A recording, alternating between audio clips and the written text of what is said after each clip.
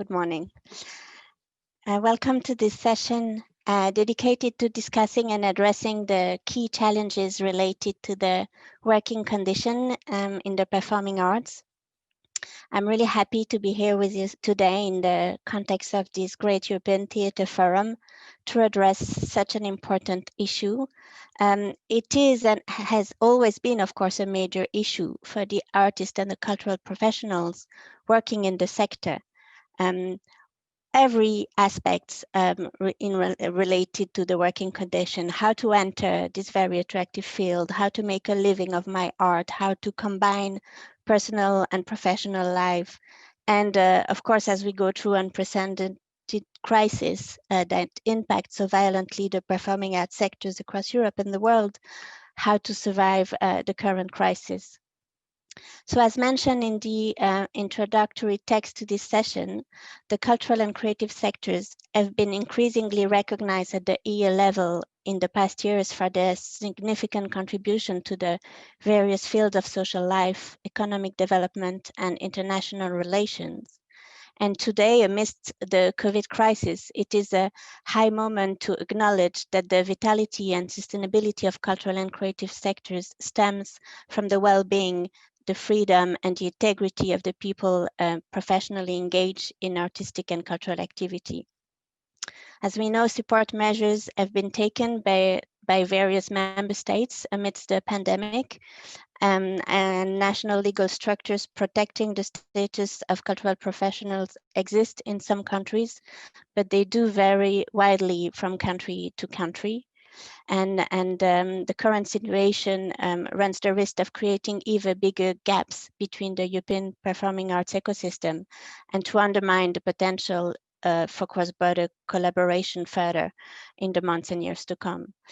Therefore, we believe it was a very high moment to discuss the issue at European level and also to explore the possibilities of a new action on working conditions of artists and cultural professionals. So this is what this session is about, and I've been asked to guide you through it. My name is Daphne Tepper, and I work for UNIME, the division of Europa representing workers in the media, entertainment, and art sectors, mostly the professionals working behind the stages and set. This session will last 2 hours, and it will be organized in 3 key moments. First, we will hear from artists and cultural workers on their experiences on the ground. Then we will exchange with a professional organization in order to understand and highlight the main challenges and issues relating to the working conditions in the performing arts sector. And finally, we will exchange with EU policymakers and member states representatives on the possibilities of EU-level actions. So first, let's hear from the professionals and let's play the video.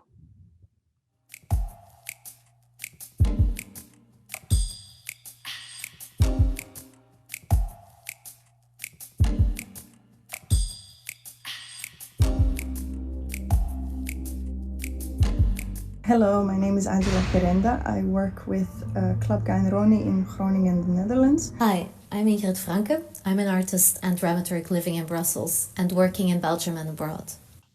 Hello, my name is Florentina Holzinger and I'm an Austrian choreographer based in Vienna. Hello, my name is Sanna and I work as a wardrobe manager on Skånes Dancetheatre in Malmö, Sweden. Hello, my name is Konrad Michalak and I'm an actor. I work in a public municipal theatre in Łódź, which is the 3rd most populated city in Poland.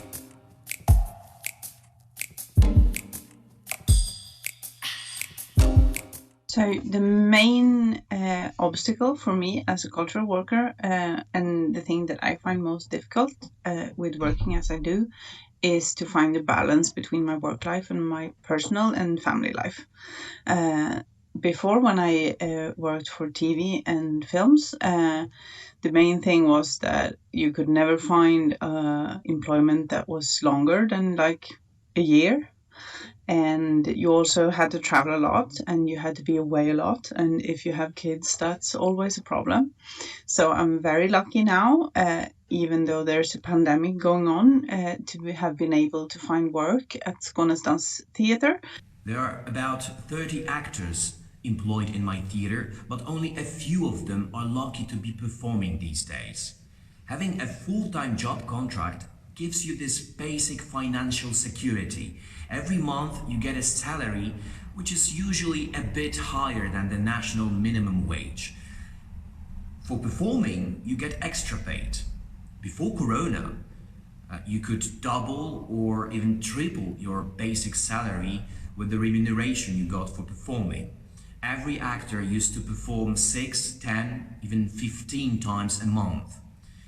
And now we are happy if we have even one show in a month. For me, the biggest thing about this career is the fact that it is so bright and so short that it becomes quite a big thing to think of your life afterwards.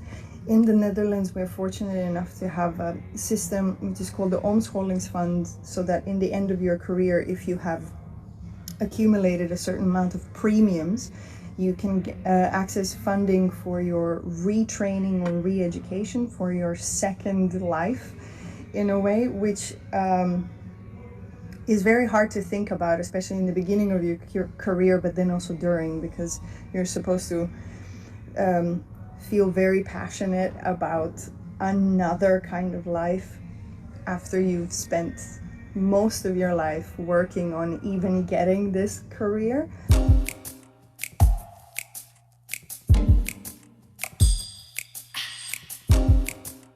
Yeah, I would say my work was always very international. I studied in Holland, I have a big community there, I have a big community that I am connected to in Berlin, in Switzerland, and so on. But also I think, yeah, it's essential for the work that it is produced internationally somehow, which always has been tough, of course, because people need to gather at one place, so that means like accommodations need to get covered and residences need to be found all over the place. What has been difficult in my career is obviously, moving around, living out of a suitcase. It hasn't been, for the past 6 years, I've been able to shoot routes out, which is quite nice and lovely. I have a dog now, which is unheard of. It's not so much that I was moving around because I couldn't stay at places where I worked, but it was more that I was like searching for a place that I could thrive in, like a plant. And I finally found one, so I'm very fortunate about that. The thing I like about the mobility is that you get to satisfy your curiosity about people, about places, and you meet so much fun and amazing people when you're away. And they can also come to us, so that's even more amazing that I can still meet them, but I don't have to go away as much.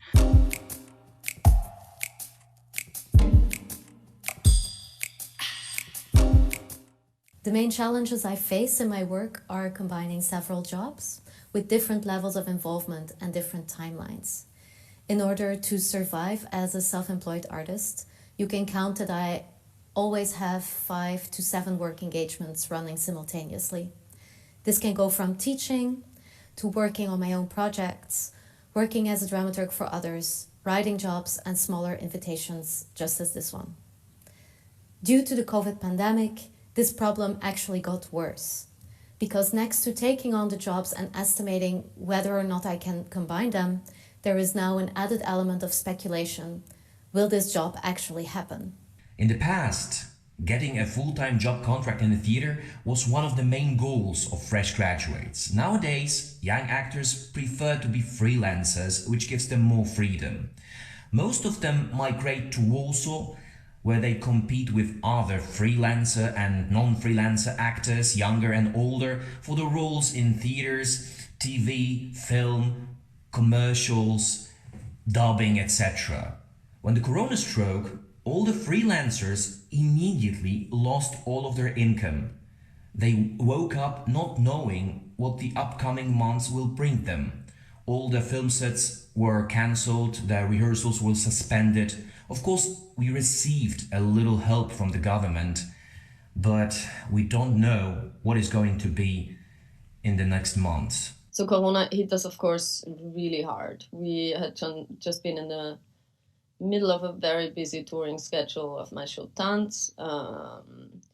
Plus, we had just premiered a week before the lockdown another show that was chopped off right away. In total, we kind of had a loss throughout the summer of 40 shows in total, and yeah, a complete break in our income, because of course the summer period is usually really our most busy touring period. It's where all of the summer festivals happen. Of course, a part of these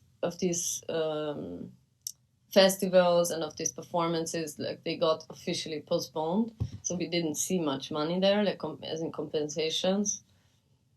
Postponed to autumns, postponed to 2021, even to 2022. So there is not that much that we get from that. Plus, there is a bit of a hope that it will happen in the future.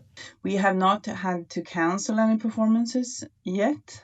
Of course, that is still on debate, but we have 2 more stage performances left of our latest piece that we are doing on Malmö Opera on the big stage.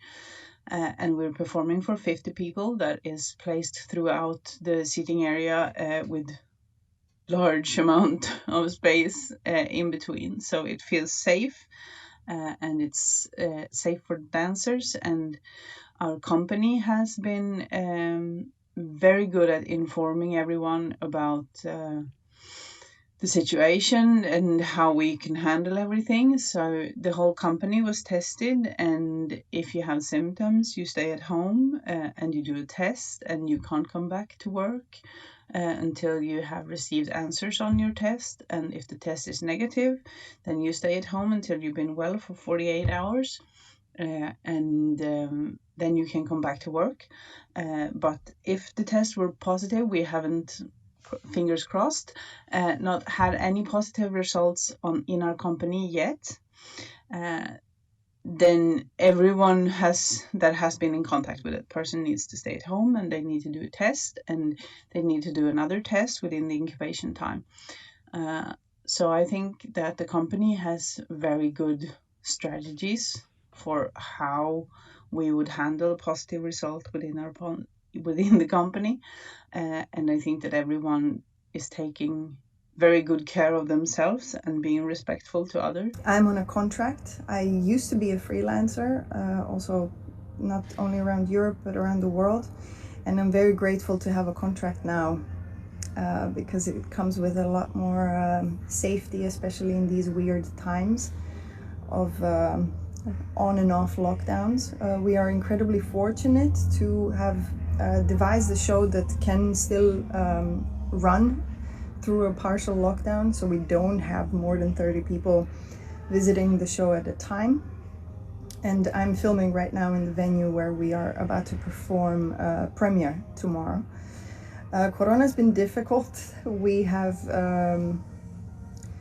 devised an online platform for our work, so all the smart heads got together and we designed a website called nighthotel.org, where we can keep on presenting our work also in the future, and I think this will continue even post-COVID eventually.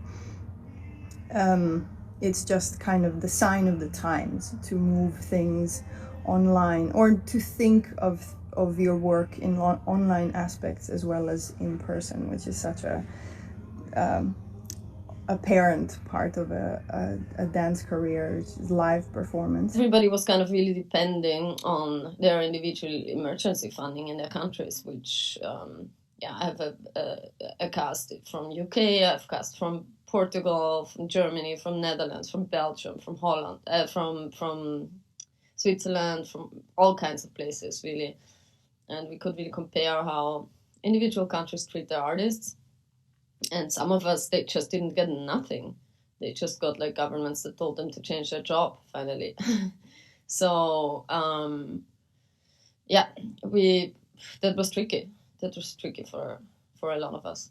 And we started touring again slowly in August with like venues like Summer Festival in Kampnagel that could afford to really quarantine us for a decent period of time and afford all of the testing to comply to the regulations and so on. Yeah, so we could count on our fingers the venues that could do stuff like this because, yeah, at the moment we really want to get tested everywhere. And yeah, not a lot of venues are experienced in doing this in a proper way, I would say. But we did have shows in Holland in September and also in Switzerland. And we are preparing to have shows now in Belgium in 2 weeks. But it's a little bit of a gamble. I mean, right now it gets harder and harder again to cross borders. So already in the last month, it was always a little bit of a praying that everybody gets over borders. So this is where I have my performance tonight. The capacity of this venue is about 400 seats. Due to the government regulations, we are only allowed to let 25% in, which is about 100 spectators. But the show tonight sold only 50 tickets. Why? Firstly, because people are afraid to go out. Secondly, because many shows get cancelled and people are never sure if the performance is going to happen. So usually they buy the tickets just before they go to the show. And why are the performances cancelled? Because too little tickets are sold in advance and it becomes unprofitable. So do you see this vicious circle that we're in?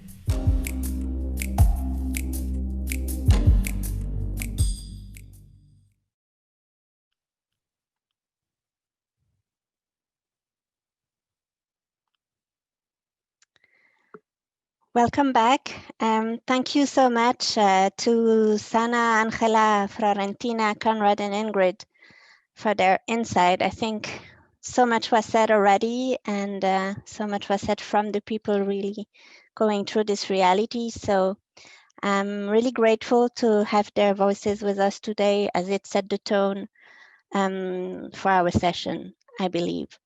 So before we continue the discussion, let me inform you that through this session, those watching in Zoom are invited to send their questions to the speakers using the Q&A box. And those watching the live stream can type their questions in the chat and the forum team will pass them on to me. So we will take your questions after a first round of exchange with our next panelists.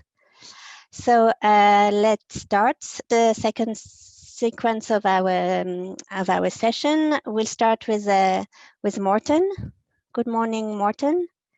You are the managing director of NTO, the Association of Norwegian Theatres and Orchestras, which members include the major Norwegian public-funded theatres, orchestras, operas, dance companies, and music ensembles. You are also the current president of PEARL, the European Trade Federation of Performing Arts Organization. So thank you very much for being with us today. And I'd like to start with a question. A lot was said by the colleague just now, but can you highlight for us some of the specific features of the sector and their impact on employment patterns? Good morning, Europe. From a grey day in Norway. Yeah, well, big question. As a big question, but I'll take for granted that we have a professional audience out there, that people from the business, from the branch we know we talk about. And of course, then the short version, it's complex, it's innovative, it's diverse. So the trick is to encourage innovation and secure traditions at the same time. And as we are going to talk about today, secure the individuals as workers and rights. A special feature, of course, for our sector is that large parts of European cultural life has been, and it still is, dependent on public financial support. It obviously makes us particularly vulnerable for political change and for economic downturns, cyclical dependence, in other words, which in principle makes us also dependent on good, in the bottom of this, good protective laws and a good understanding of the arm's length principles, just like as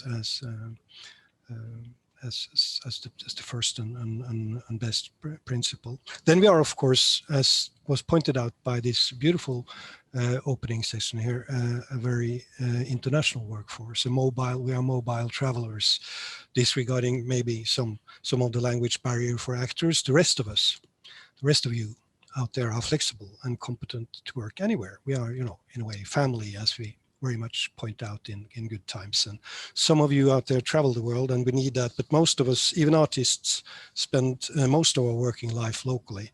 And let's not forget that either. That also has to be taken into account when we discuss working conditions.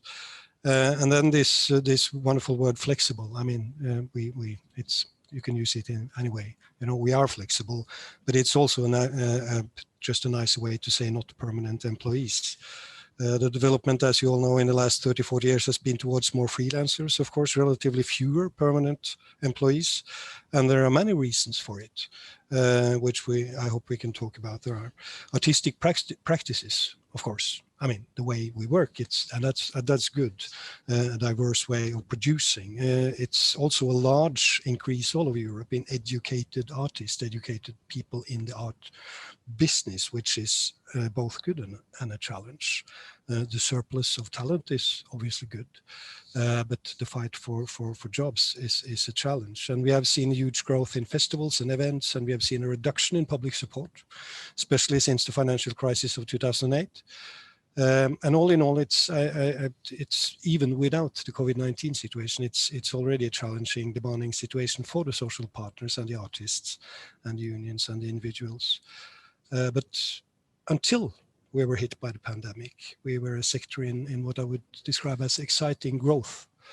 If you are talking about cultural life in the broadest sense of the word, growth in the entertainment industry. But then again, for us, maybe most of us listening to this today, also inside that frame, there is the classic distinction between culture and art. And that distinction is probably still there. And that is at least, a specific feature in our business, I would say. I mean, a lot of things is not very different from other branches, but this distinction between that we are in this for the art's sake. And to balance that. And it was mentioned also before, but how did you witness the current crisis impact our sector? And more specifically, I think, what fragilities do you think it highlighted, the crisis? Oh, well, as a human family, how fragile we are. I mean, I don't think we need time to digest this very much. I mean, the whole situation, but probably, and some of you have started on that already. Of course, it highlights the political uncertainty I mentioned earlier, of course, but the very way we work collectively together, physical. And with them still the main, even though if digital content is popping up all over Europe, I mean, still with the main business idea to meet a live audience with live artists. Well, no other sector, I think, is less compatible with COVID-19 in a way. I mean, this was absolutely. I mean, there are theaters in Norway who tell the story of they have never been for 100 years closed one day. I mean, the show has, even during wartime, it's still been doing some kind of business. So when we closed on March 13, that was the first time, for some of our biggest theaters, it was the first time ever that they closed down without it being a holiday. So, well, to see the full impact of this, but of course we were very, very vulnerable, and it also shows the gaps as we are going to discuss in social protection, of course, from different countries and for different group of people, and the access to social security rights such as unemployment benefits, etc. And it shows the complex way in which people earn their money in this sector. And in many countries, we have to say, social partners have worked their socks off the past months to behind the scene and on the scene to get things more straight and make it possible for freelancers to access these unemployment structures and other benefits. Some has succeeded good in that, some has not, which is a European problem. The mobility is, of course, reduced. The access to the world market has gone and collapsed and forced us into to looking at the local markets, neighboring countries, digital products. So in other words, options for projects and employment opportunities have shrunk, of course. And well, and it's too early to say, of course, how many will leave the sector. But a recent study in Norway, even though we here have good support systems in place also for the freelancers, figures show that as much as 20% of the people asked were thinking about leaving or changing career or over to other sectors. Starting with that. Thank you, Martin. It's interesting what you say about initiatives coming up through social dialogue and others to help, especially the freelancers. We'll get back to it in a second round, if you agree. Now, I wanted to continue with Ulrike Kühner. Hello, you are the Managing Director of the IG Freie Theaterarbeit and promoting the service and information tool for freelance artists across Austria. And you're also the current president of the newly funded umbrella organization, the European Association of Independent Performing Arts. So thank you for being with us. I also have a question for you. What do we know of the working conditions in the independent scene across Europe? Yes, hello, and good morning to Europe, so to say.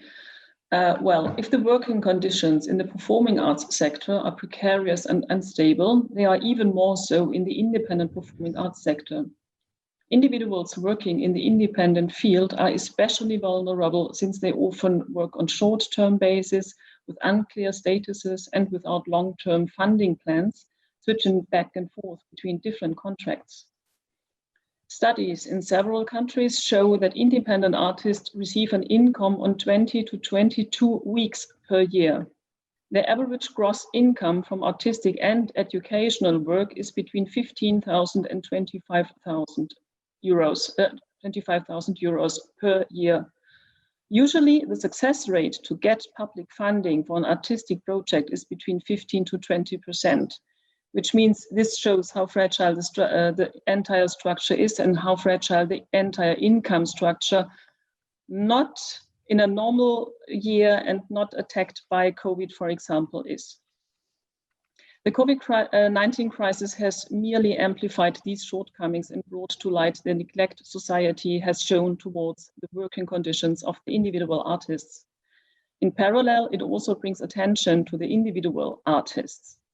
Until now, politicians responsible for arts and culture primarily dealt with the organizations and institutions. For example, in Vienna, only 16% of the budget spent for the independent performing arts scene, which is a total about approximately 30 million euros, is dedicated to funding structures the artists can directly apply for. But it is the artists and it are the companies who develop the artistic productions, and they take both the artistic as well as the economic risk. However, the field of the independent performing arts is far from being a fringe phenomenon. On the contrary, this scene is steadily growing with an increasing number of international engagements and employers opting for short-term or freelance instead of long-term contracts with theaters or companies. And the artists before also in the videos, they highlighted this very much. This is really a little bit the future perspective of the artists. They want to create their own shows, they want to create their own productions, and they do not any longer want to become or want to be so directly dependent from a curatorial choice or from selection processes. The European Association of Independent Performing Arts, founded in 2018, is the umbrella organization of associations, organizations, and interest groups from all over Europe, representing the independent performing arts at a national and international level. Our mission is to improve the conditions and sustainability of professional independent performing arts within our member countries, to raise visibility and awareness of independent performing arts with the sector itself and for the general public and all involved authorities. And we endeavor to create prosperity across the sector and aim to attain future sustainability in three correlative areas. It's about social sustainability, economic sustainability, and ecological sustainability. In the work you've been doing in the last 2 years, have you identified already some good practices across Europe to fight this precarity and secure careers? Yeah, this is also what the other speakers just highlighted or said to me. So the fragmentation of Europe and the fragmentation of these several social and cultural political responsibilities. This causes a big problem when it comes to work on the European level. And for sure, there are many differences in between the different member states. But the current challenges can be mentioned as fair pay and fair play, and they include all stakeholders, artists, institutions, politicians, and funders.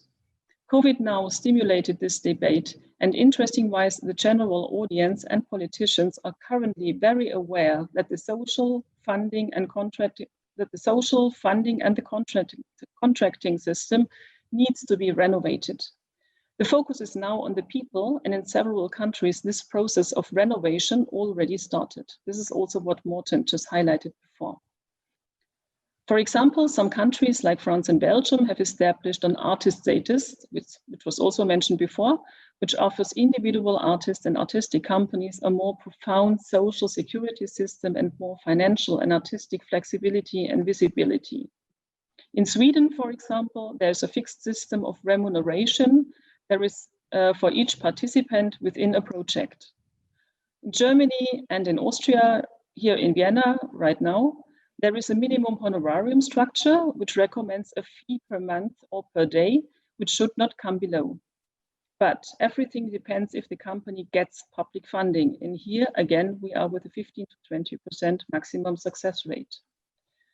Currently, EIPA, the European Association, has teamed up with Thomas Eder, who is associated with the Theatre Studies Department at the Ludwig-Maximilians University in Munich, for a big research project that aims to provide a direct overview of the organizational field of the independent performing arts in Europe.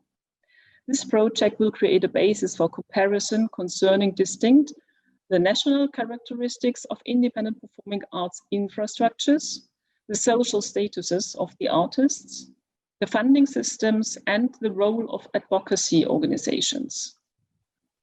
In 2018, we made a first research study and collected general data and information about the field. And the following findings there are crucial, which is first, the independent scene is a fundamental force in art and cultural production in all countries that were part of the study. It encompasses several 100,000 professionals, tens of thousands of festivals, production venues, and residency programs, representation structures on local, national, and international levels, billions of audience members with media attention often reaching far beyond European borders. So still, the working conditions are often poor and the field is not fully recognized by all European governments. Some answers to fight precarity and to permanently secure the diversity and the high quality of the field were found. But however, a European-wide implementation has still not been successful. Thus, the research suggests the following recommendations: to find a basis for appropriate adjustments of the funding systems and for innovative improvements of economic and social political parameters adaptable to the needs of performing arts professionals. A comparative study is needed that further analyzes the needs and requirements of the field with regards to the funding systems and policy-making processes of all countries under study. With this study at hand, and we are starting right now, and the first questionnaire will be delivered on 1st of December. This time we are comparing 12 countries or even more, not only using interviews with experts, but conducting an additional survey that will involve practitioners as well. Thank you, Ulrike. Very interesting work. And I think you're right. The crisis is pushing this topic on the agenda at national levels, at European levels, which is very good. Now, as Morten said, we have to make sure it's not too late, the crisis being so violent. And I'm glad we have this discussion today also with policymakers, because it is extremely timely. So we'll move to Elena now. Elena Polivtseva from, you are head of policy and research at IETM, the International Network for Contemporary Performing Arts. And I wanted to ask you how you consider that precarity affects the artistic and sometimes the political dimension of the work, and what impact it has on the diversity and inclusivity of the sector. Hello, everyone. Thank you, Daphne. The precarious conditions in which artists operate force them to use all their creativity, agility, and flexibility to adapt to the hard realities and to invent their own solutions to deal with them. And this is often called resilience. But over-focus on resilience, as we can imagine, poses serious problems on the long term for freedom, integrity, and autonomy of the artistic work itself. Artist resilience, and not only in time of crisis, often means tricking the precarity with most innovative solutions, survival strategies, and juggling among several jobs, not necessarily artistic ones, with scattered projects and going for hectic mobility. And this has an impact on the ability of artists and creative workers to pursue and to shape a sustainable long-term professional trajectory, which would be based, first of all, on their artistic values, but also on their social and political values. Basically, the constant effort to adapt to the hard realities and to precarious socioeconomic conditions in the sector puts enormous pressure on the artistic value of what artists are doing.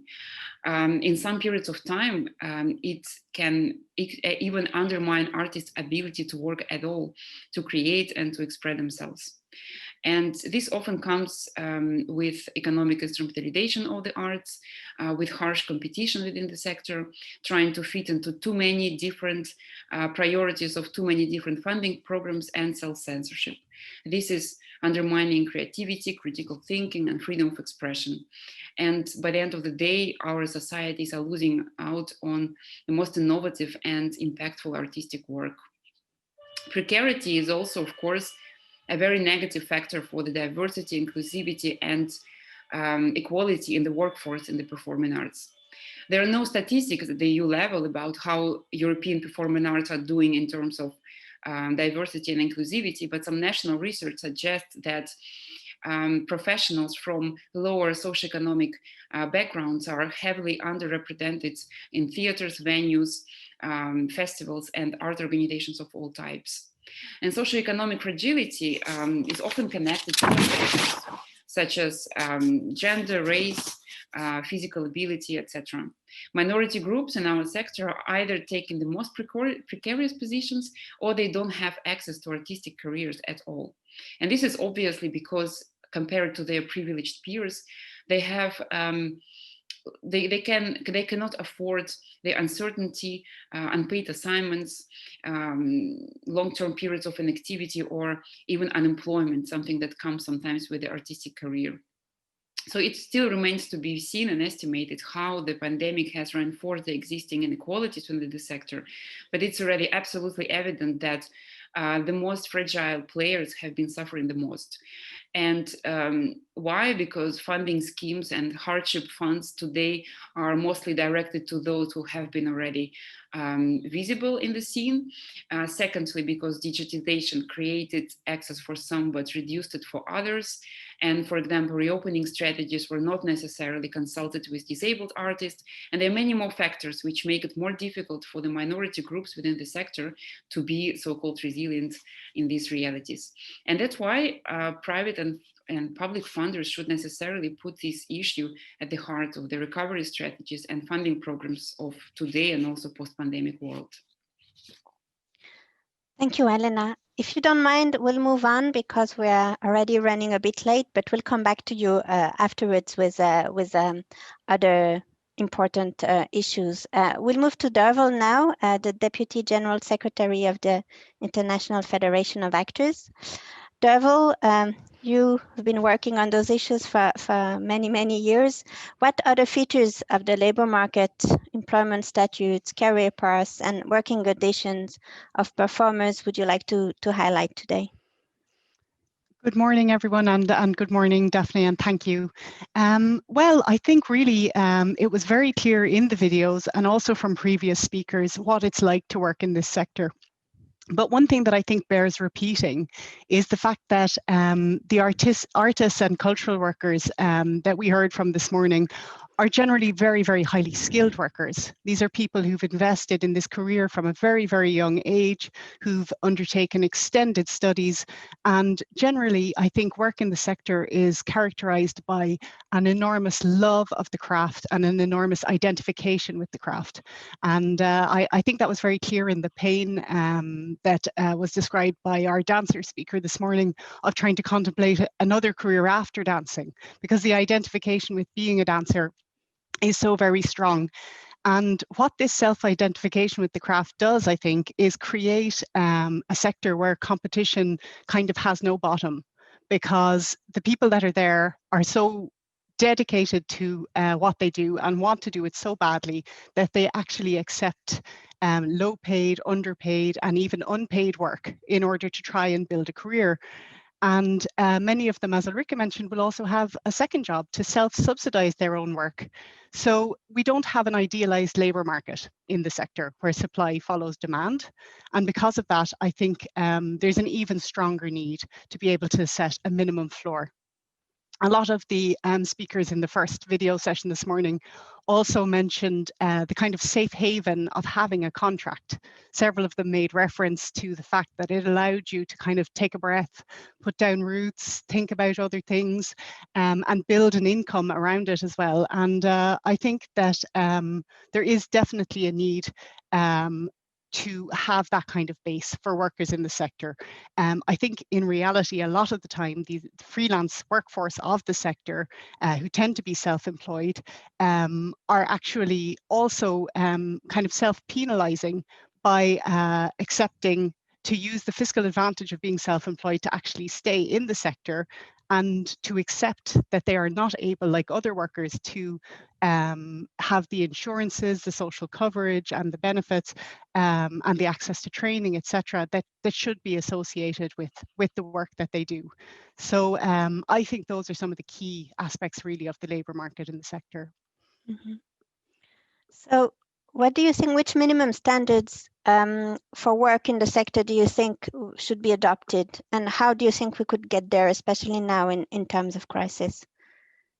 Well, I think, as I said, that there just has to be a minimum floor, really, for working conditions. There'll always be the surplus of talent that Morten mentioned. There'll be more talented workers than there are professional opportunities. But people that do manage to break into the sector should be able to have a decent income. And by that, I mean that they ought to be able to live from their craft, from the work that they do. They ought to have the opportunity to hone their skills and to be able to develop a career. And being able to do that is really the right basis for a thriving sector. And speaking as a trade union speaker, I believe that the right tool for that is collective bargaining. There's quite a strong tradition of collective bargaining in the sector in Europe, perhaps partly because formerly a lot of the work would have been done in longer term employment contracts, but I also think it has to do with this identification with the craft. And I think that social partners working together are the right actors really to advocate jointly for the sector, for adequate funding, for better social security systems, and to arrive at the right minimum standards in social dialogue. Thank you, Derval. I had a question for you related to the digital environment, but I'll keep it for later. We'll come back to that in the last session. But thank you. I'll move to Barbara now. Hello, Barbara. You work for the European Commission. You work in the Director General for Education and Culture in the Cultural Policy Unit. Thank you also for joining us today. If I'm not wrong, you have a forthcoming report on the working condition of artists that's about to be published. Can you tell us a few words about it, and can you give us some highlights of that report? Yes, well, first of all, to say that the work plan for culture, which the Council did, already foresaw doing such a study on working conditions of artists when they did this plan, and also meetings with civil society, member states, then also now the Parliament did a resolution. So I think you can say that even before COVID, people were gaining knowledge and you know, understanding that the problem is really huge. Now with COVID, it's even worse, as we have seen. So so I'm really glad that now we have some more data and comparisons of looking at working conditions for artists, not only in the performing sector, but also in other sectors. So the new study, which will be published, looks at the characteristics of employment of artists, the international and European framework, the artist status and entitlements, and also interesting issues on minimum wage and basic income, because basic income actually may be an interesting way to choose, because now with COVID, the unemployment systems are quite overloaded. Now, also the new study looks at social security, taxation, VAT, all kinds of very incredibly detailed issues, very complicated. Then also it gives an overview of measures to support self-employed artists and cultural and creative professionals. In general, I have to say that this study relies heavily on the networks which are participating in this panel. So IETM, Culture Action Europe, Pearl, On the Move, Free Muse, because the study actually also looks at freedom, artistic freedom, which has been mentioned already this morning. So yes, this study heavily relies on European networks, and I think also that's a new way of working, that actually cultural and creative sector professionals, networks, policymakers, the Parliament, member states, that we are switching to a different mode of working together. It's not like in the old days where the labor unions had to climb the barricades and attack, and the other ones would attack. So now we're more in a different environment where we have to face problems together and we start to co-create solutions. So that's very good. It's necessary because the context is quite complicated, as has been mentioning before. We are here in an environment which is not EU competence. So the EU has no competences to do social legislation or tax legislation. So this is why we need to co-create and to work together, because member states have a lot of competences in this area, and which is why also very important to have here today with us in the next session representatives from the member states who have actually given the impetus for the council to look at that. So again, to come back to what is this study doing? Well, it has been mentioned also before that some countries have an artist statute, others don't. Is it better? Is it worse? It's complicated to evaluate what is better and worse. But like here, you can then read that the countries which have an artist status, like France or Belgium, they focus on performing artists and on the unemployment benefit side in case of non-performance. So some people also called it's an unemployment statute more than an artist statute. Whereas in other countries, they're more focusing on the mandatory social security contributions of the self-employed, which can also be a huge problem. I mean, there are visual artists or others having to declare personal bankruptcy because they are unable to pay the social security contributions. So in this context, it's difficult to say what system is the best. And this is why we need to work together to look at more in detail, what we can learn from. Also, the experiences with minimal wage in some countries. Is it really, in a system that we are now in a crisis, is it really more expensive than to go through the administrative burden of verifying, paying, not paying, paying parts, So I think it needs to be looked at in a fresh way. There is a momentum. So we have the momentum of the COVID crisis, which can also be an opportunity in the sense that conditions are really bad with people not being able to perform at all. So in that sense, a solution has to be found, and I think everyone is aware of it.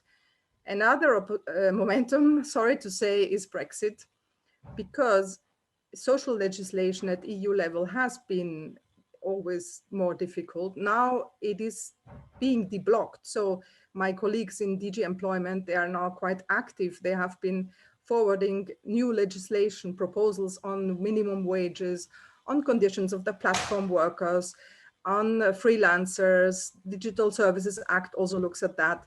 So there might be also some opportunity there. And then the European Parliament, of course, it's a strong ally, and I'm very glad that the MEPs will be there in the next session to look at the European framework for working conditions for artists, how we can go about this. One last word, because I think we're running late, is to say that all of these issues now today, yes, because people, of course, all of you are very impatient because you have to live. That's clear. I mean, you cannot wait until all this happens. I understand. So we need to have different goals at this problem. One of it is that the Commission has already disbursed lots of money, 100 billion, 200 billion on the, so different initiatives like SURE, the unemployment benefits, Corona Response Investment Initiative, the Guarantee Fund. Of course, when you go to your unemployment office, to your local one, and you get your check, you often don't know that some of it comes from the EU because, it's paid out by the local authorities. So that's also another distortion we have to live with, that EU money is often not visible. So in parallel to the direct COVID aid packages, I think we have to pursue this way of, which takes a bit longer, to find a longer term solution for artists and creative professionals. There will be next year, early next year, there will be a Voices of Culture dialogue with civil society, a big dialogue on taking as a basis this and other reports, and to suggest what has to be done. And I really hope that you will be participating in this Voices of Culture dialogue. There will be calls to participate early next year. And then in the second half of next year, we're working together with member states, hopefully with ministries of culture and together with ministries of employment, because ministries of employment, we need them because it's so complicated, this landscape, and maybe also some tax authorities would be needed to hammer out best practices, to see what is really happening and where we should go. Yes, so there's a heavy schedule ahead of us, and we hope together we can reach something. Thanks. Thank you, Barbara. I think you opened a lot of avenues, and I think it's very encouraging. We're looking forward to seeing the report and being able to use it also in our work. We have just a few minutes left before the break, but there will be another Q&A time afterwards, so let's not be frustrated. The session is not over yet. There was one question in the Q&A that was answered by Elena already, a question from Goran asking whether we have any idea of people already considering changing profession or that have done it already. And Elena said we don't have data yet, but yes, it's a trend that we are observing.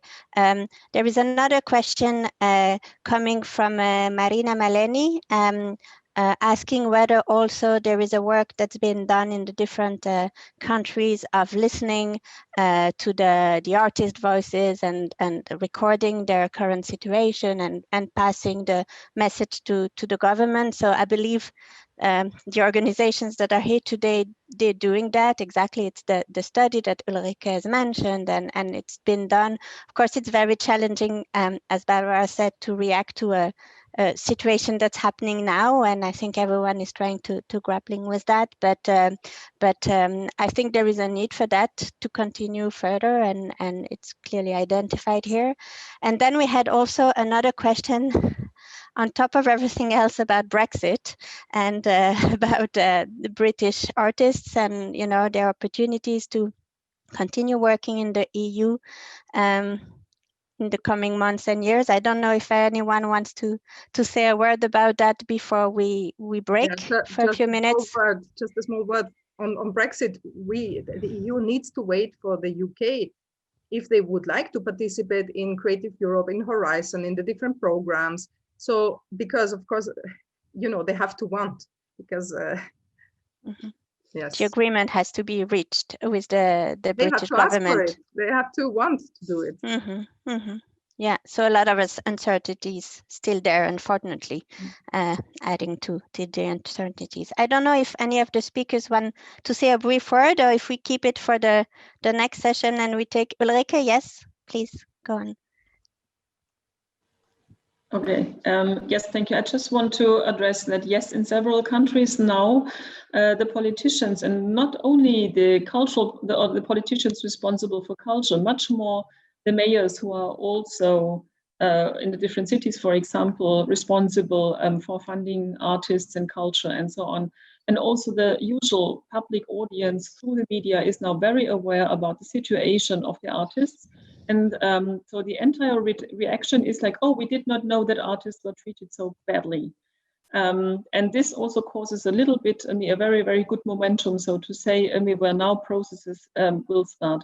And we have it, for example, in Bulgaria right now, that for the first time ever, there is now a coordinated process where the ministries are really directly talking with the responsibles or with the artists and talking about social security and funding structures which are more sustainable and so on and so on.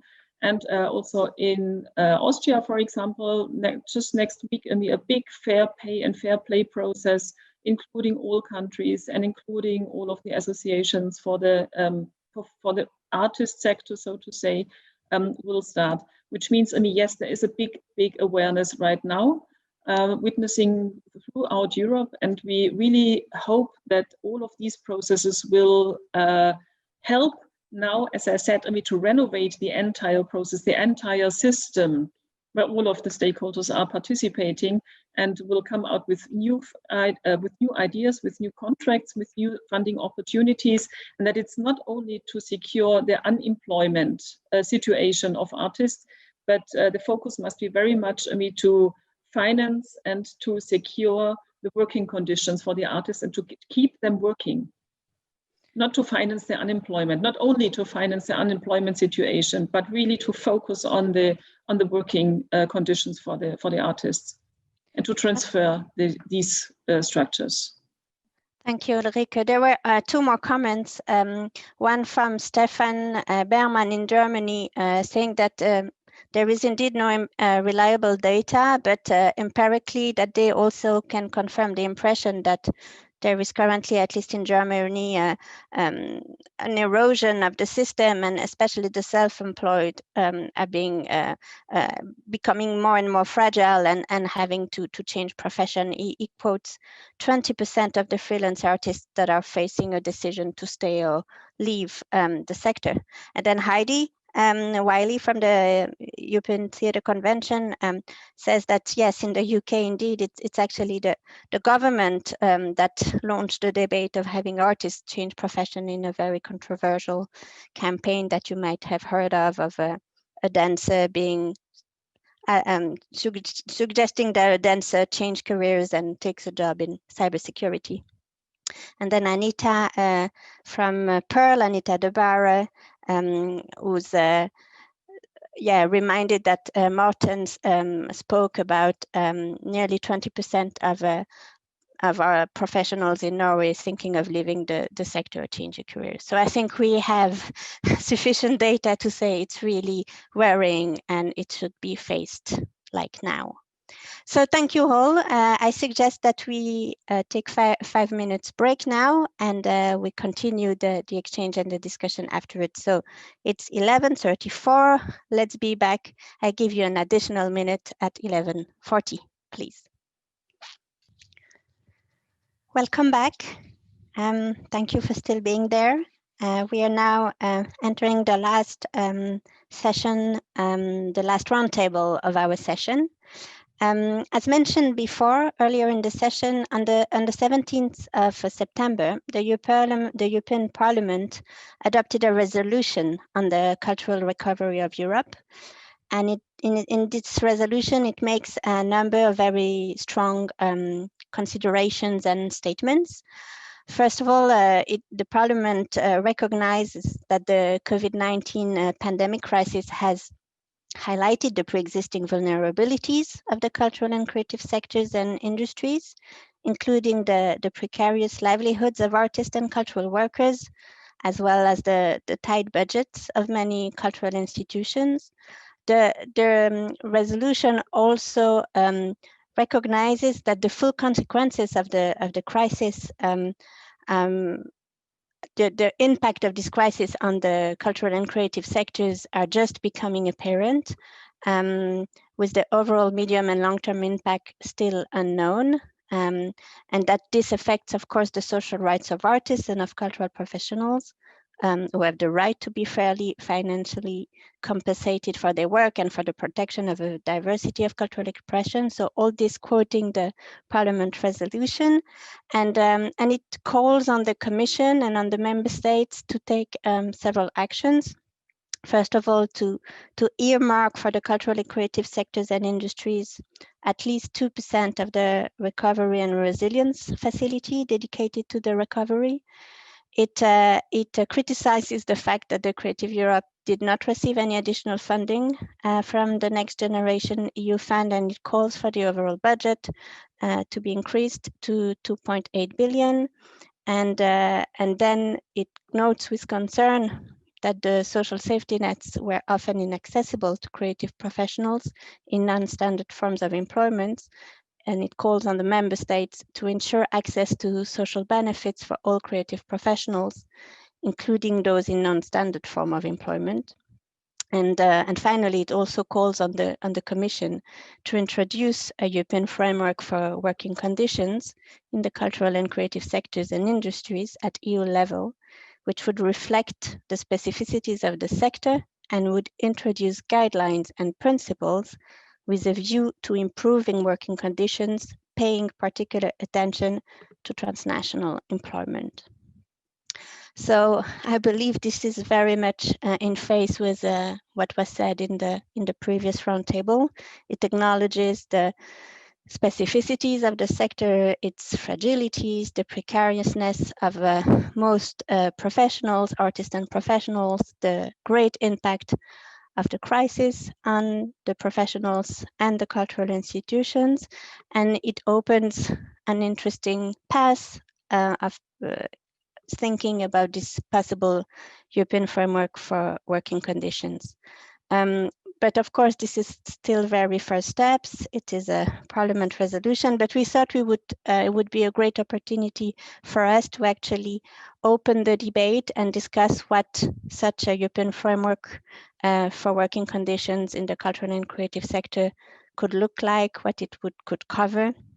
And to do that, we have the chance, as it was mentioned before, to have with us 2 members of the European Parliament, Mr. Domènec Ruiz de Vesa from Spain, member of the group of the Progressive Alliance of Socialists and Democrats, as well as Mr. Niklas Ninas from Germany, member of the group of the Greens, European Free Alliance. So thank you to the two of them for being with us today. Once again, please do send us your questions through this discussion using the Q&A box, if possible, rather than the chat, because sometimes the questions get lost in the chat, but we'll manage if you do. And in the live stream, you can also put them the questions in the chat, and they will be sent our direction. So, Mr. Ruiz de Vesa, thank you so much for being with us. We wanted to ask you, what's your take on this European framework for working conditions in the cultural and creative sector and industries, and how would you envision it? What would you suggest? How would you fill that idea?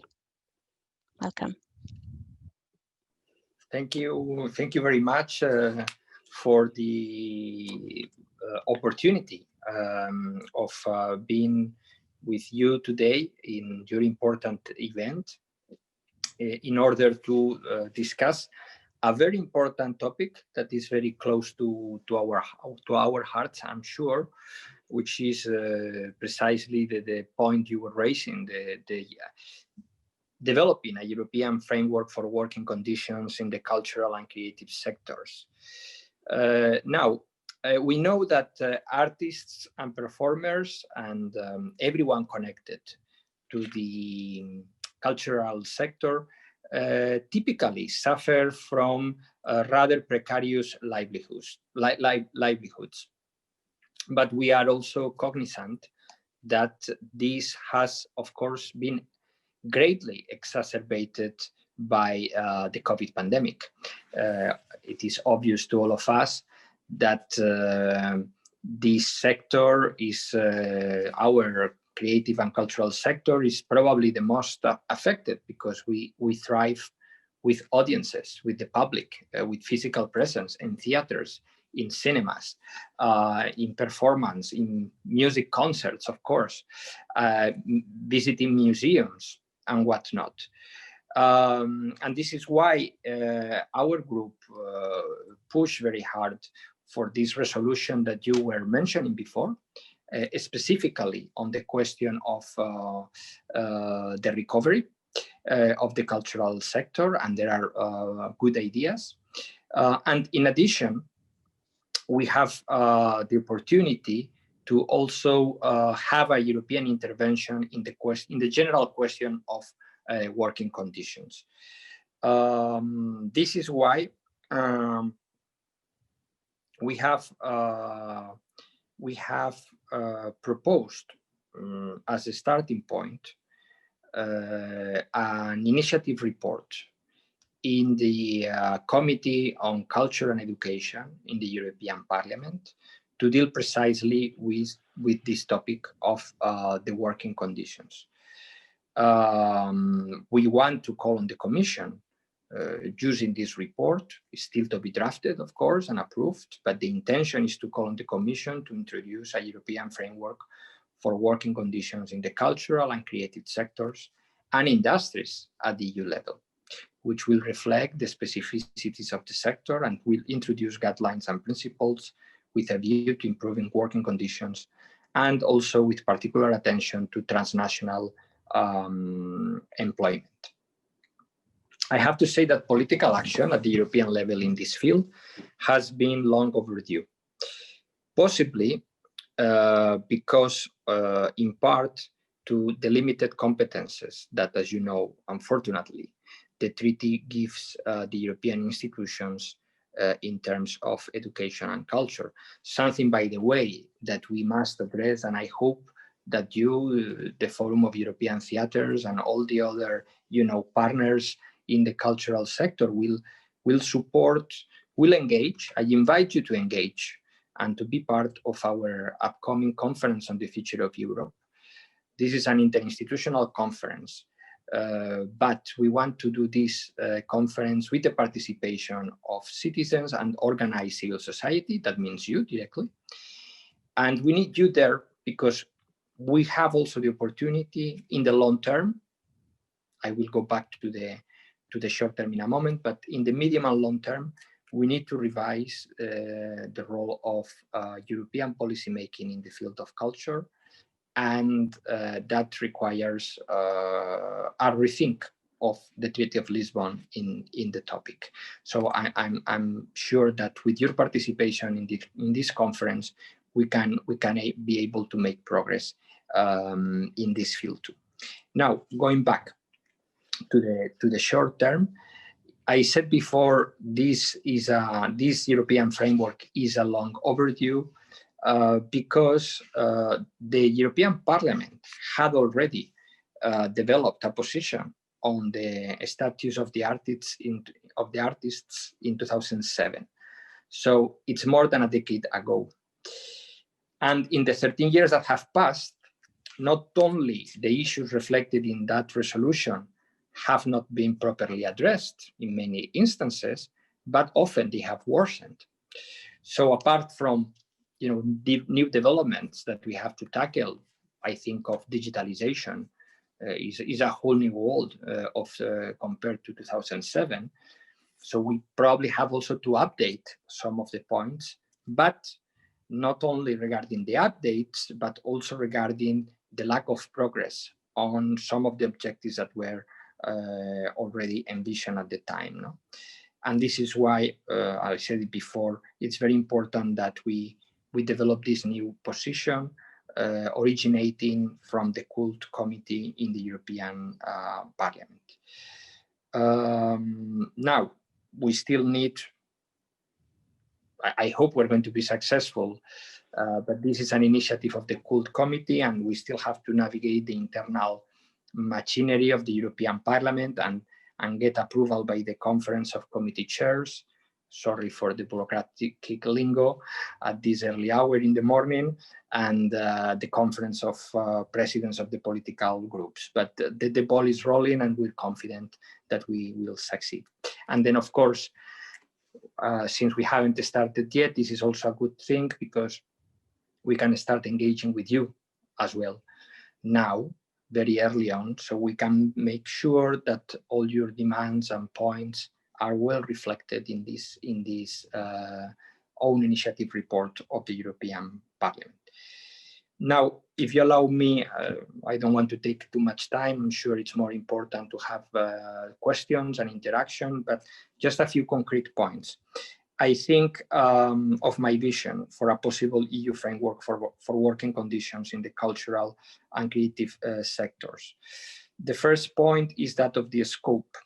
I believe it must be, and probably I think you will agree, it must be as inclusive as possible, tackling the situation of artists as well as performers, but also, as I hinted before, all those that make culture possible.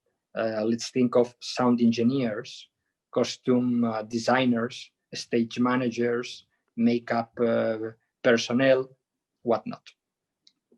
Some of the issues that we have proposed that the report covers are the right to remuneration for artistic, cultural, and creative practices. We believe that, of course, I belong to a progressive group, and for us, workers' rights in every sector are very close to our heart. So for us, non-remunerated work should not be seen as an opportunity, quote unquote, for exposure. For us, work is work and should always be paid, and well paid, decently paid. Then, of course, the right of freedom of association in relation to competition law. Probably this is also very close to the interest of this audience. Self-employed workers who join forces to improve their working conditions should never be considered a cartel plotting to distort competition. It is almost a joke that this situation has come up in the past, and it's totally unacceptable, and we should be very clear about it. And we know, by the way, that competition law falls clearly within the remit of EU competencies, but it should be applied in a reasonable fashion and not in an robotic, automatic application of, by now, clearly outdated neoliberal principles. Then, how can we address intermittence in creative careers, particularly for the vast numbers, again, the self-employed cultural workers is an important focus for us, of course. So how do we build appropriate safety nets that give access to benefits in case of unemployment, accidents at work, or sickness? And even, what just happened now, a systemic pandemic affecting all of us, but particularly the operators and the workers in the cultural and creative sectors. How do we facilitate access to retirement?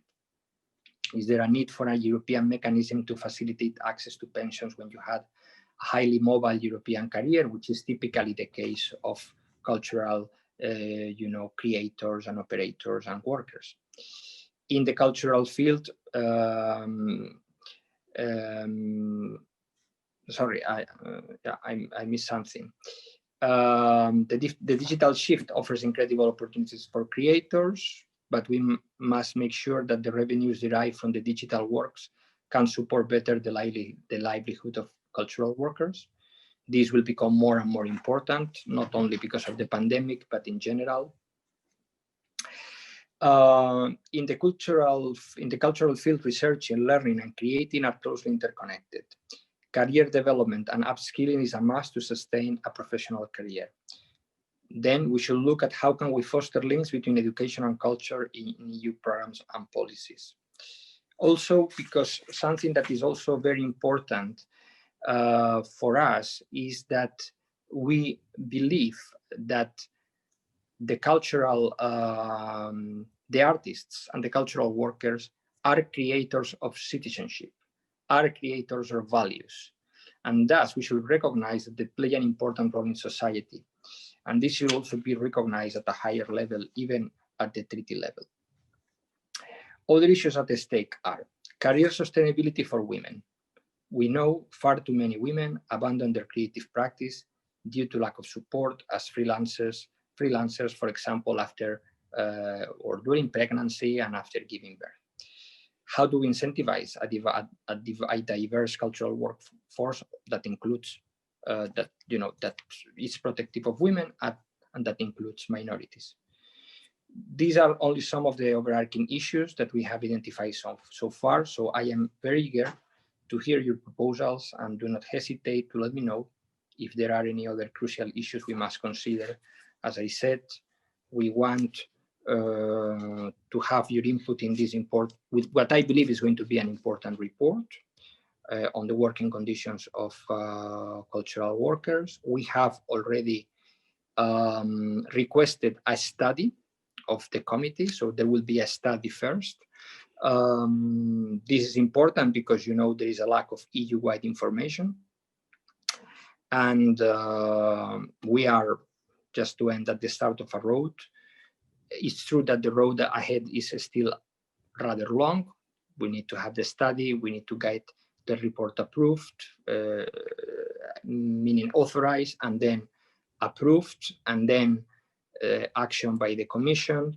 But the good thing is that we're meeting at the various, as I said before, we're meeting at the very start of this road. So it is very good, so we can walk together this road in favor of very good, better and decent working conditions of cultural workers. Thank you very much.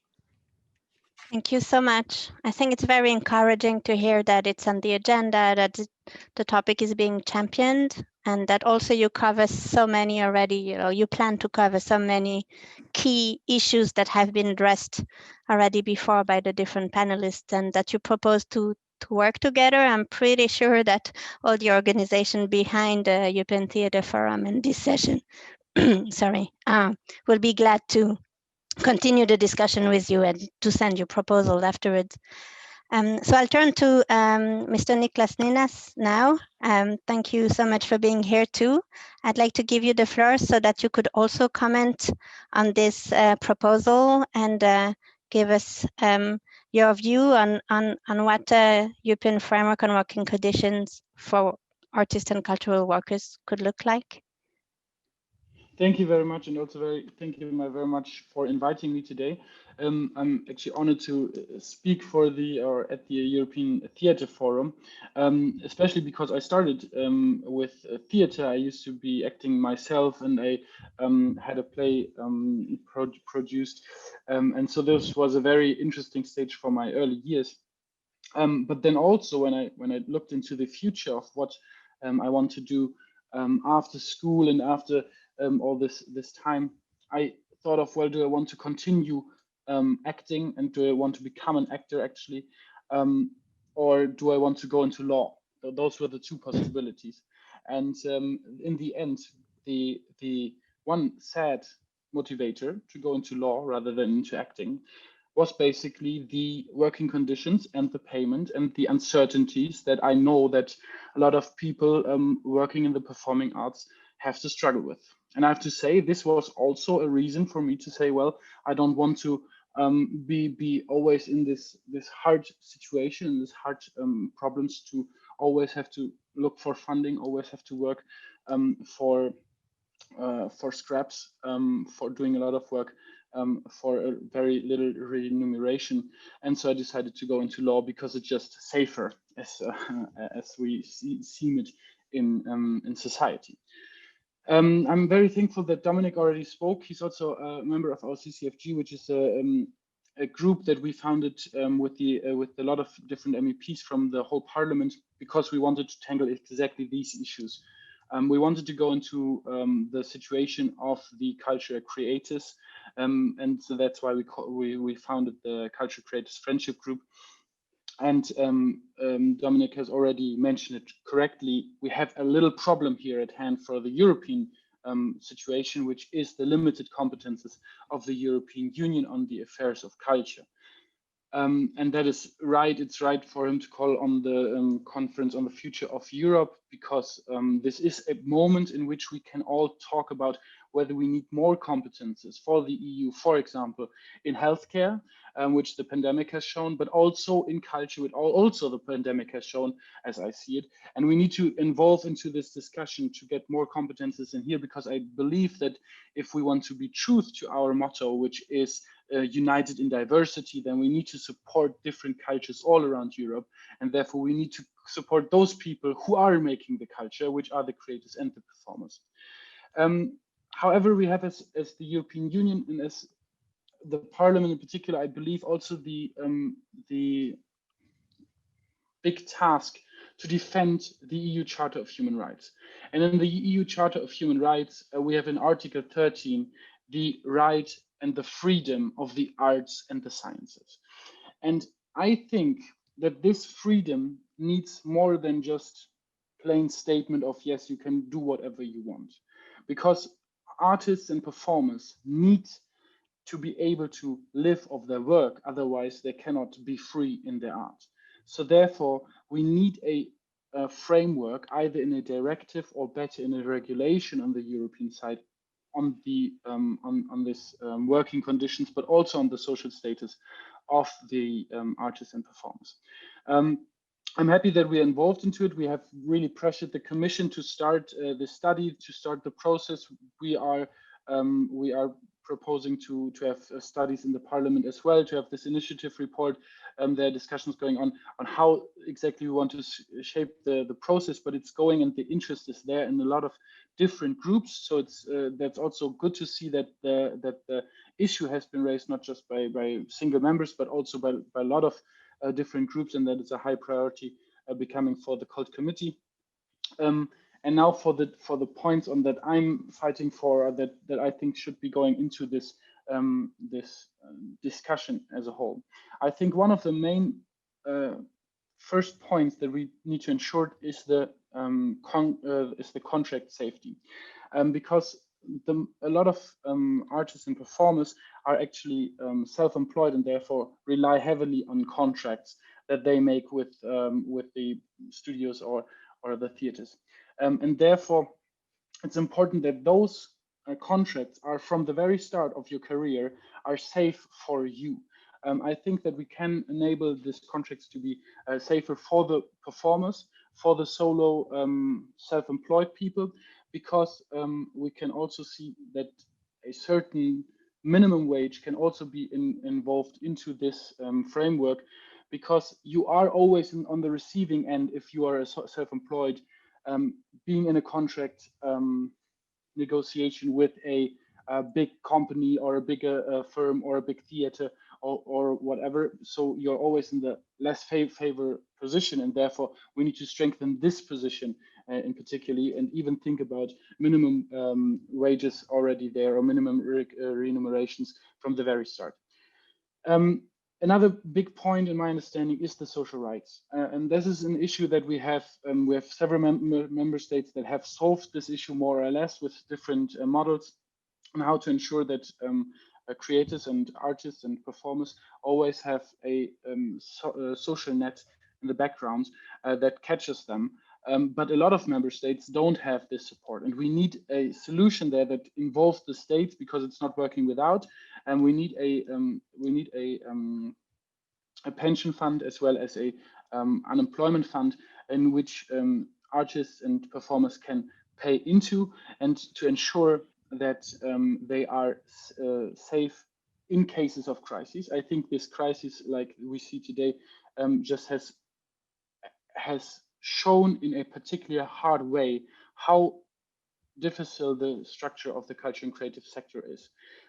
It is not like this crisis has for the first time ever shown us that it's not working. No, it was always difficult. It was always a hardship in the sector to survive in the social aspects. But this crisis really just pressured another dance into it, and showed the whole world basically how hard the problems are, and how much we need to work on it. And therefore, this is now really the time to go into the social status and the social rights of workers in the culture and creative sector as a whole, and to ensure that they have a safety net to fall back on in cases of crisis, but also not just in case of pandemic, but also in personal crisis. What is if you cannot work anymore? If you are retired, how can it be that so many artists have a retirement of a few €100 and cannot really pay their rent for, when their pictures and their art is seen as national symbolics of national culture? It is a very big discrepancy that we have there in their art and their remuneration. I have to look at my page again, what I wrote there. Oh yeah, the next point that I think we need to definitely talk about is the question of funding. I know that a lot of artists, especially those who are not under contract or under continuous contract of big performing studios or theaters, have always the tendency to go from one funding to another. They build up projects themselves, they apply for funding, and they're doing so much for the community they live in. They bring people together, and they do tremendous work there. However, these fundings are always hard to get by. It's always uncertain if they come back again, if the funding continues, and also, and this is the main critique here, under which criteria these fundings will be paid off. And I think this is important to ensure that we have Europe-wide a level playing field for funding, that everybody has the same possibility to get towards the funding, that the funding is, because freedom of the arts is not bound to certain rules like they do, for example, in Poland, where you can only get funding if you follow the rules of state, government, or God. And if your project doesn't have anything in common with that, you don't get any funding. That should not be possible anywhere in the European Union. Your freedom of the arts should be protected also in the funding scheme. But also we need to ensure that that not just big companies with big law firms in the background can apply for it, because bureaucracy is so high. We need to ensure that everybody, also the small groups, theater groups, the individuals, can apply for the funding, be it national or European funding, in which I'm, by the way, very happy that we have a compromise proposal for the MFF on the way to increase the funding of Creative Europe by 600 million euros, bringing it to a total of 2.2 billion euros, which is a tremendous win for the European Parliament, I would say. and a good step for the Creative Europe program as a whole. But again, here is the problem. We need to ensure that it's easy to access, that people can actually access it and don't have the hard time to go to too much bureaucracy. Thank you so much, Niklas. I'll have to ask you to just wrap up if you can. Yes, I want to finish with one last sentence, because this is very important for me to bring back what I said in the beginning. I think that artists are not just crazy people living the dream of stars and everything. They're very hardworking, decent people that are a very tremendous part of our society and that make the well-being of our society so much better. And we should thank them for that and treat them with the respect that they deserve. And that means fair payment and good working condition. I wish to work for a society in which future generations of people like me can not decide because between law and theater, not because of the working conditions, but because of what they prefer to do in life, and seeing that both of them have a fair remuneration in the end. Thank you so much. I'm sorry to have to rush you. I think yeah, in your presentation and the one before that, we approach all the key issues, and I can see in the comments and questions that the issue of the self-employed, the issue of the secure contracts, the issue of the education and sensibilization, it touches not only a chord, it's like the heart of the issue, and there is also a question about the principle of subsidiarity, of course, and how could a European mechanism be established even before we change the treaty, if we manage to change the treaty and get to, you know, reviewing the competence of the EU in the field of culture. I think, of course, those are all very complicated issues that have been around for many years, but I think it's very good that we open the debate again. If you agree, I will move to the next two speakers first, and then hopefully we'll get time for questions. We are running late, but I don't know if you can stay with us. You're very welcome too. If you have to leave, we of course understand, but if you can, it'd be great. We can have a short exchange after it, because we have with us now two representatives of member states. We are very lucky to have Heidemarie Melzidner from the just a second, from the Austrian permanent representation in Brussels, sorry, and Catherine Tinpont from the Belgian representation in Brussels.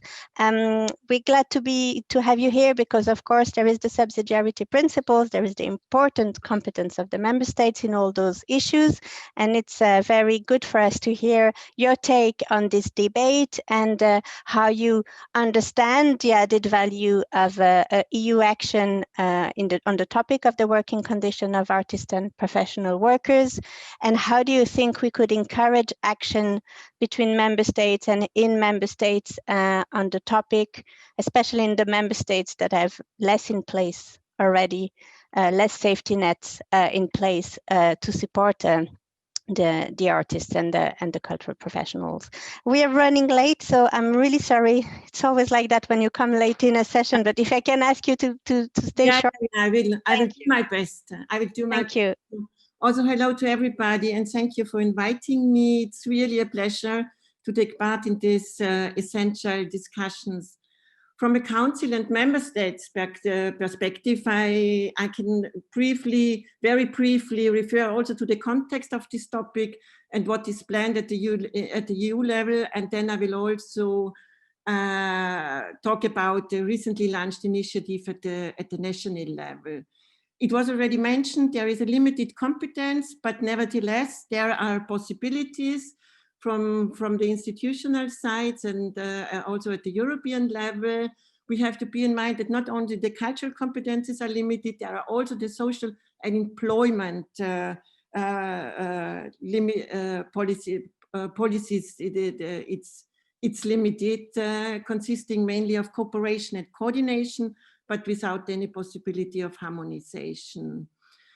What is also important is that the role of culture and the role of cultural professionals and artists are well recognized over the past years and gets more and more attention also at the European level. With regard to the current situation, there are also a lot of positive effects of mainstreaming, of cultural mainstreaming, which helps now, and culture is present in many programs and can get funding from there. When it comes now to employment and to income issue, then it gets, of course, tricky. It was also very well explained already by previous speakers. That's characterized by a complex composition of incomes, and I would say that the employment situation is quite particular and unique.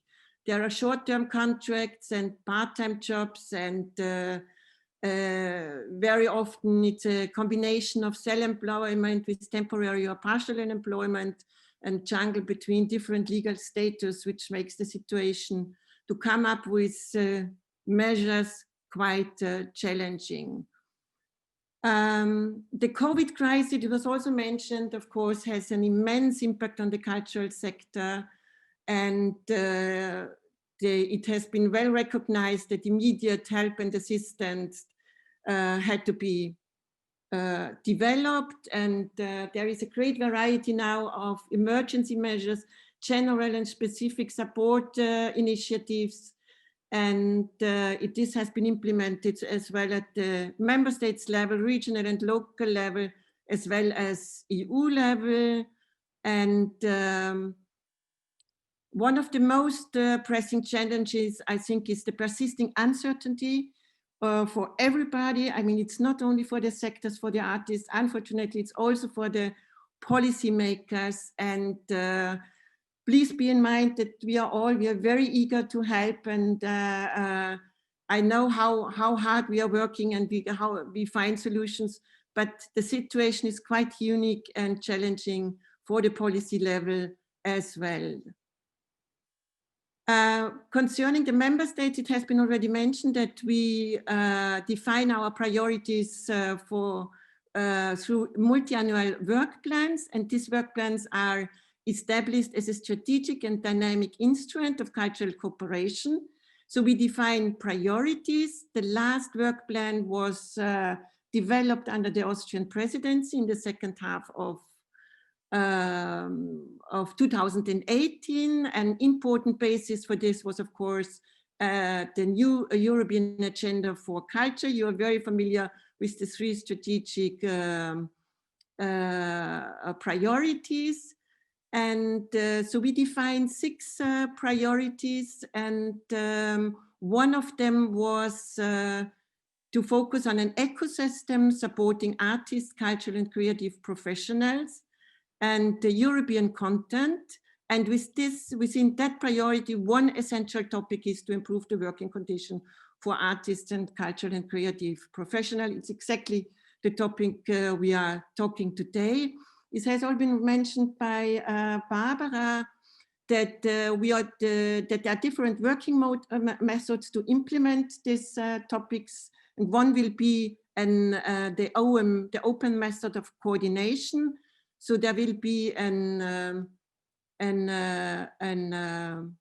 OMC group which provides a framework of cooperation between member states, countries. It may be described as a form of soft law. It's a form of intergovernmental policy making and does not result in binding measures, and it's primarily based on jointly identifying objectives to be achieved, which is very important in this case. And of course, the exchange of best practice. The OMC starts on the basis of the study, which has been already mentioned.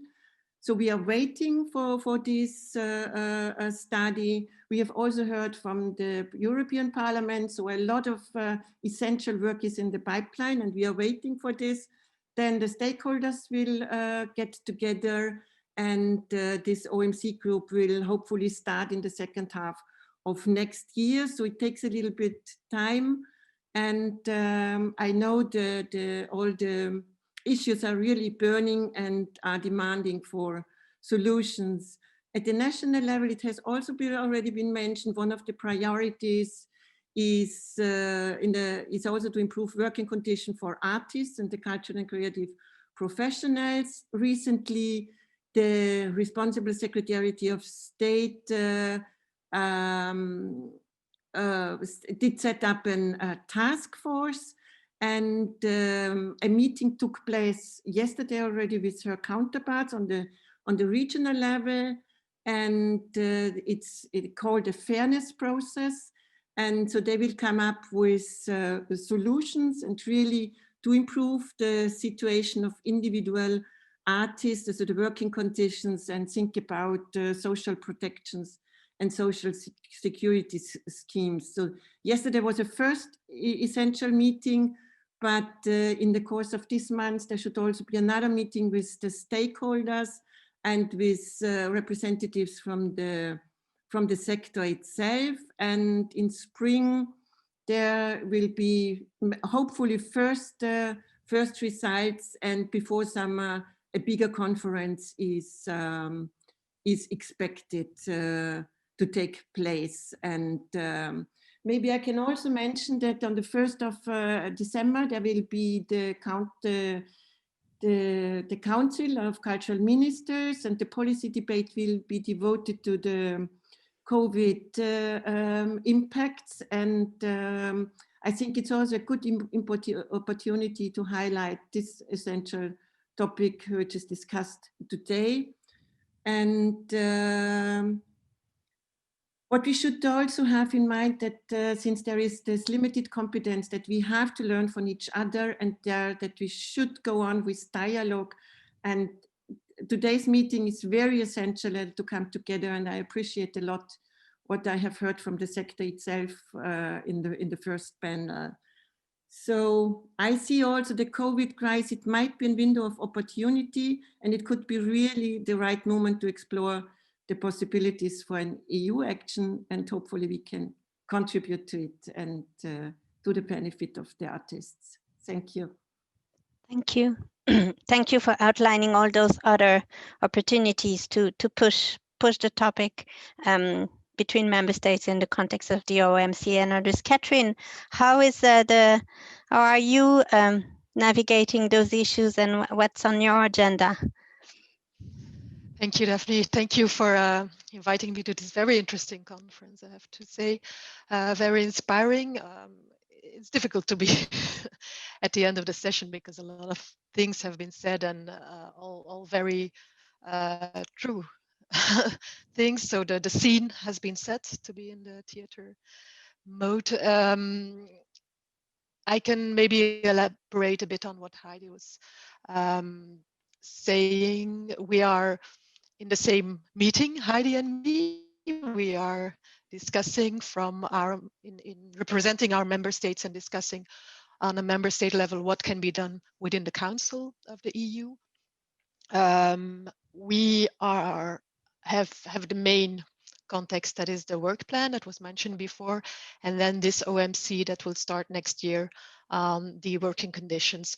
So what happens in the OMC is that we, as a member state, have representatives in a group that is facilitated by the European Commission, and that will exchange knowledge and good practices around these themes.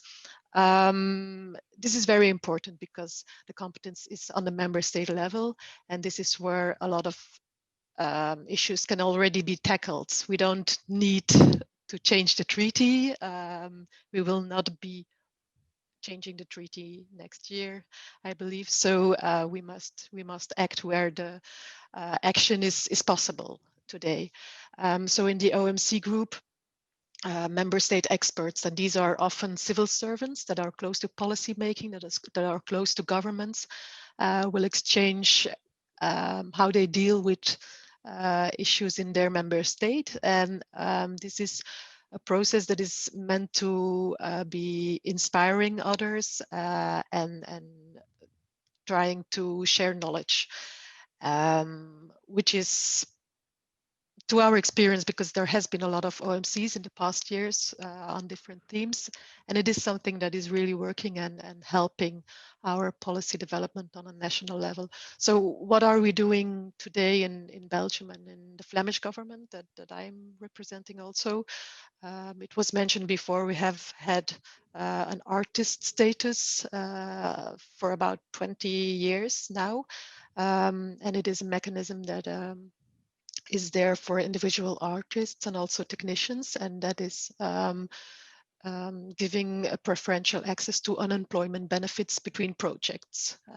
So this is the basic idea. It is providing a more stable income for the precarious situations of artists.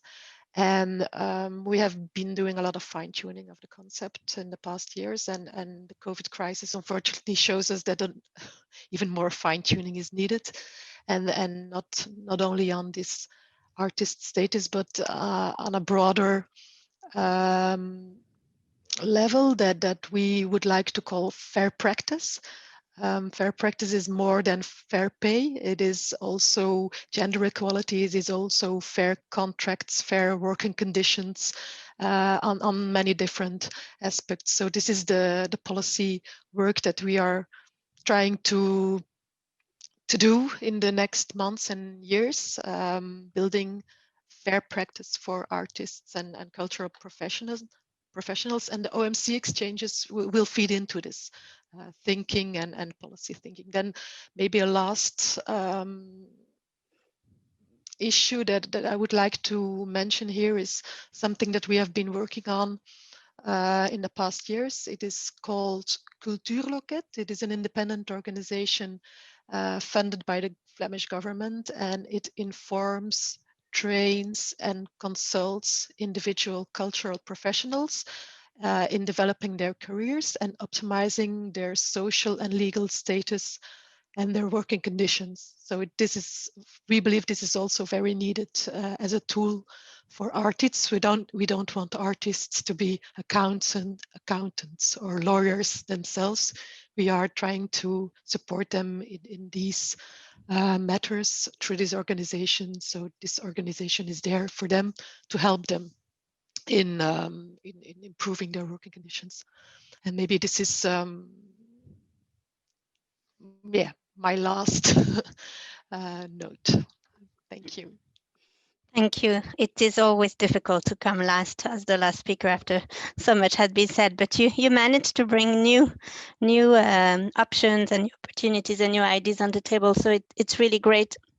We are reaching the end of the session, unfortunately, and it's really frustrating because we have such amazing people around the table coming from different perspectives. We have the chance to have the Parliament, the Commission, the Member States, the sector with us. So I wish we could continue for another hour, but we can't. Because also, as you know, there is a reporting back session in 15 minutes where the three parallel session will come back and discuss. And I've been told that there will be a Q&A opportunity there.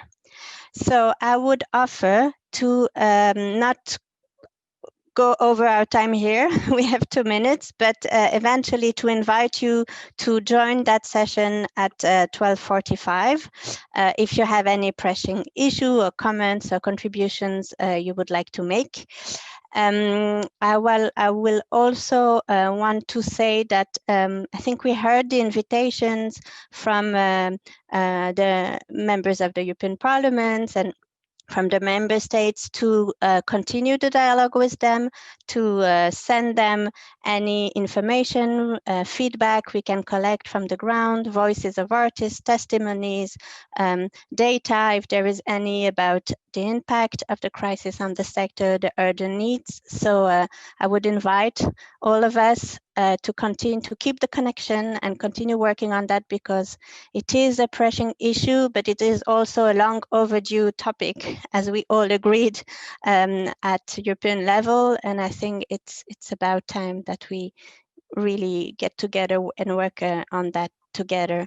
So sorry, yes. Just one very short comment, if I may, because I have to admit I was a bit disappointed hearing the representative of the Flemish government And I hope that doesn't reflect the position of the federal Belgian government that has been always in favor of advancing European integration, including by treaty change. It's really a pity that she opposes treaty change at this stage. It's something that we need at all levels in terms of empowering citizens and the European Parliament, and of course also to raise the profile of culture and cultural workers in the treaty itself. We need to have the European Pillar of Social Rights in the treaty. This will be hugely, extremely helpful to cultural workers. Of course, we will continue working in the short term with the European framework of working conditions, but of course we're going to change the treaty very soon, because next year we have the conference on the future of Europe. And from the conference, we will have the springboard shortly afterwards for changing the treaty. So I really hope that doesn't reflect the view of the Belgian federal government, always very pro-European and in favor of a more united Europe. Thank you. Yes, Catherine, can you want to answer first? Just a very short reaction. I believe I was misunderstood because I wanted to send a positive message, which is that we don't need to change the treaty. We need to do it. We need to do it. No, we don't. Well, we might need to change, but we don't need to change the treaty in order to act and to do something. So it was a positive message. It was a message that we need the two things. We can the two act things. now. Okay, I think, yeah. We will not change it soon. So we need action sooner than we can change a treaty. And I'm very sorry if I was misunderstood. It wasn't a political message I was trying to make. It was a positive action, call to action.